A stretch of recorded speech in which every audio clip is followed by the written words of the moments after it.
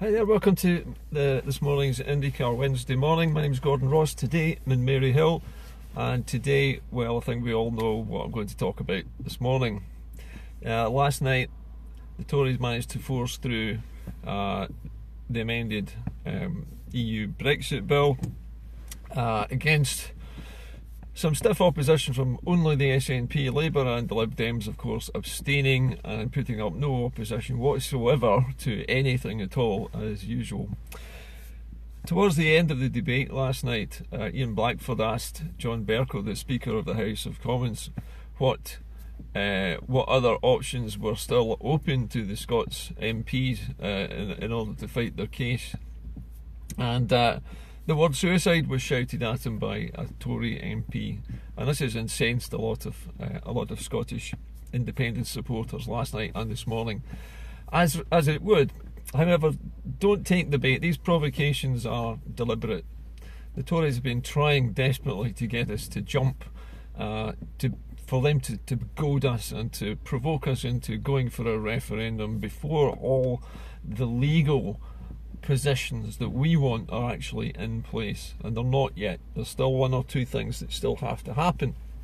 One in particular that needs to happen is that the continuity bill, this is the bill which the Scottish Government passed as in majority into Scottish law, that the powers returning from Europe to the United Kingdom, those which weren't specifically reserved, should be returned to Scotland. Those are 111 powers, you probably remember hearing about these.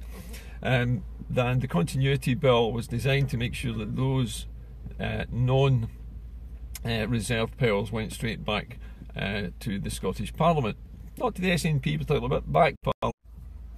So, what has happened about that? Well, nothing yet. Remember that the High Court in England, the case against this has been raised in the High Court in England. It's been given a date upon which it will be dealt with by the Supreme Court of the UK, and it's widely expected that the Supreme Court will overrule the Scottish Parliament's bill for maintaining or keeping these 111 powers in Scotland. If it does that, and when it does that, that will set a dangerous precedent. It will actually fundamentally break the Act of Union in a very specific way, which is that Scots law, which is enshrined in the Acts of Union as being in perpetuity forever, that Scots law will always stand in Scotland. So any bill passed in Scotland will remain in law in Scotland forever. If the Supreme Court in England decides that that is not the case, then that their power usurps and overwhelms Scottish law and is superior to it, then the Act of Union is broken in legal terms.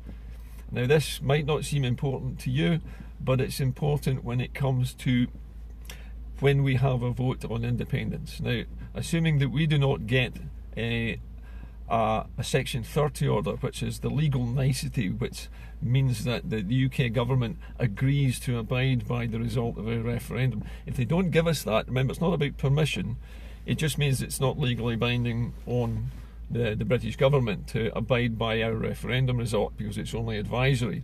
Well, we already know that the Brexit vote result was only advisory, and yet they've acted on that, so there's precedent there. But if they continue to refuse a yes vote, in other words, refuse to acknowledge that the yes vote means Scotland must become independent, then the law states, and international law states, that the treaty between England and Scotland keeping the Union together has been fundamentally broken in law. Now, that's very important when it comes to the rest of the world recognising our case to separate from the United Kingdom in those circumstances. We'd be legally entitled to do it because the Acts of Union, the treaties of union, have been blatantly broken, because one of the major conditions of the Act of Union was that Scots law would remain in force in perpetuity forever, regardless of how long the Union lasted. So what that means is that once this bill, the Scottish bill, which would protect these 111 powers, once that bill has been rubbished by the Supreme Court, then the starting gun can be fired, because we will not need a Section 30 order at all, because we can guarantee in international law that the treaty's been broken, and therefore we have a referendum. It's advisory technically, but we can declare independence immediately afterwards and be recognised under international law because the treaty's been so blatantly broken. It's a lot of what's going on in the background that we don't see is to do with the legalities of international law, and the reason why we are having to hold back, because we're all itching to go for this. We want to get it done, but the reason we're having to hold back is to make sure that the British government breaks these rules, because once they've broken them, once they've bulldozed them aside, smashed them, we know devolution is already dead, because last night it was murdered in Westminster. It was murdered because we were not given the chance to debate anything. Devolution has effectively been ended by the Brexit bill. However, to make sure that we have the high ground when it comes to declaring our independence, the legal necessities must be completed. So while we're waiting for that, I'm not exactly sure at the moment. I'll need to get some information on this,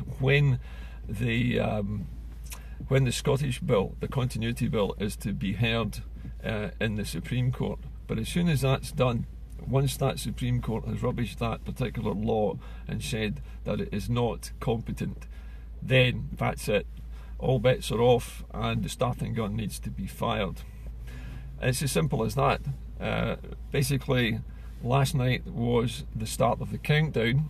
There's one or two other events that need to happen now, and then we will have our vote. It doesn't need to be particularly a referendum, and I've also told you already that we don't need to have the British Electoral Commission run it for us, because it's not an election, right?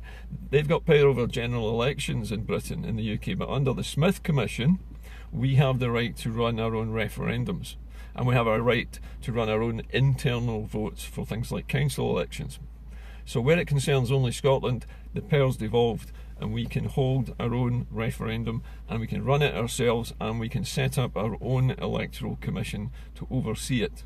We can bring in international observers, whatever we want to do to make it transparent, but it's our game, it's our ball now. So that's all I wanted to say to you this morning. It is, understandably, people are angry this morning at what was said to Ian Blackford yesterday. It was a gross insult. It was a highly offensive remark for anybody to make in Parliament, but it's typical, absolutely typical, of the insulting and mocking behaviour of every single MP in the Tory party towards Scotland. They see Holyrood as a barrier to their Brexit. They see it as an impediment to be bulldozed out of the way. We don't matter. 5.5 million people do not matter to the Tories. We will be swept away so that they can have their Brexit. It's beginning to become apparent now to a lot of people now who are beginning to see the truth of what's actually about to happen to Scotland. It's no longer a distant thing that's happening away in London that doesn't concern us here. It is going to not only affect Scotland, it's going to cripple Scotland's economy. And it's being done deliberately so that England can have its Brexit. And that's as far as I can go today with what news we have.